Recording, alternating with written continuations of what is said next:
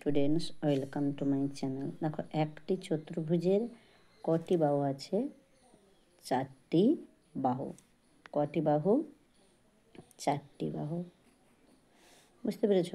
জোড় সংখ্যাগুলি সর্বদা কি দ্বারা বিভাজ্য? 2 দ্বারা। আমি আগের ক্লাসে বলেছি যে সংখ্যা 2 দ্বারা বিভাজ্য, যে সংখ্যাকে 2 দিয়ে ভাগ করলে ভাগশেষ 0 থাকে তাকে আমরা জোড় সংখ্যা বলবো। তাহলে সবসময় মনে রাখবে 2 দ্বারাই বিভাজ্য হবে।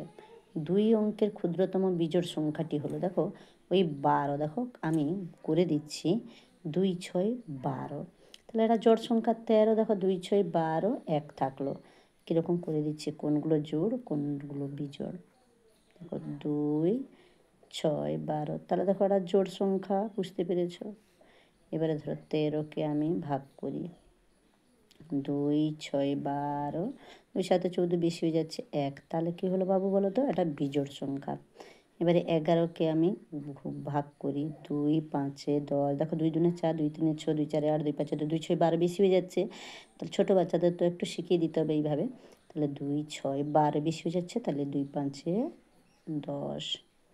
তাহলে 1 ভাগশেষ থাকছে। আমি বলেছি কি, যে সংখ্যাকে 2 দিয়ে ভাগ করলে ভাগশেষ থাকে তাকে আমরা বিজোড় সংখ্যা বলবো। তাহলে কোন দুটো বিজোড় সংখ্যা বলো দেখি? এই দুটোই হচ্ছে বিজোড় সংখ্যা। এটা কি হচ্ছে? জোড় সংখ্যা। এবারে বলেছে এখানে আমাদের ক্ষুদ্রতম। ক্ষুদ্রতম কথার অর্থ হচ্ছে ছোট। তাহলে 11 বড় না 13 বড়? তোমরা নিজেরাই বলো। 11 বড়। ঠিক আছে? তাহলে আমার 11 ক্ষুদ্রতম সংখ্যাটি হবে 11। এবারে দেখো 1 টাকা সমান কত পয়সা? আমরা জানি 1টা সমান 100 পয়সা। 1 টাকা সমান 100 পয়সা। পাশের বাক্সের সংখ্যাগুলির মধ্যে মোট কটি সংখ্যা 2 দিয়ে এবং কটি সংখ্যা 3 দিয়ে বিভাজ্য লেখো। একটা কথা মনে রাখবে, 2 দিয়ে বিভাজ্য মানে সেগুলো জোড় সংখ্যা হবে। এককের ঘরে 0 থাকবে, 2 থাকবে, 4 থাকবে, 6 থাকবে, 8 থাকবে। কি বললাম? 0 থাকবে, 2 থাকবে, 4 থাকবে, 6 থাকবে, 8 থাকবে। তাহলে সেগুলো মনে করবে 2 দ্বারা বিভাজ্য। 3 দ্বারা বিভাজ্য করবো কী করে বুঝবো? না, যে সংখ্যাগুলো থাকবে মোট যোগফল যদি 3 দ্বারা কেটে যায় বা বিভাজ্য হয় তাহলে সেটা 3 দ্বারা বিভাজ্য। একটু করে দিলে আমি বুঝতে পারবে। ধরো 122, তাই না? দেখো এককের ঘরে 2 আছে না? দেখো কেটে যাচ্ছে কীরকম, 2 6 12 কেটে গেল, 2 একে 2 কেটে গেল না? তাহলে এটা কত হলো? কি হলো? এটা হচ্ছে জোড় সংখ্যা, মানে 2 দ্বারা বিভাজ্য হবে। তাহলে এটা 2 দ্বারা বিভাজ্য, আমি ঠিক চিহ্ন মেরে রাখলাম।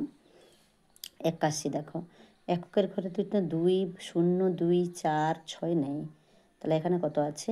1 আছে।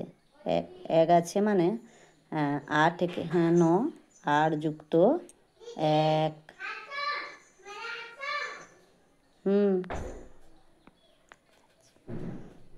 আর যুক্ত 1 সমান কত হবে? 9।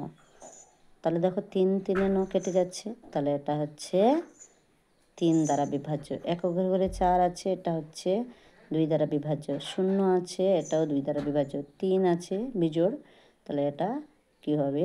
এটা 3 দ্বারা বিভাজ্য। এটাও 3 দ্বারা বিভাজ্য। যেহেতু বিজোড়, এটা দেখো 2 দ্বারা বিভাজ্য। এটা 3 দ্বারা বিভাজ্য। এটাও 3 দ্বারা বিভাজ্য। এটা 3 দ্বারা বিভাজ্য। এটা 2 দ্বারা বিভাজ্য। তাহলে দেখো 1 2 3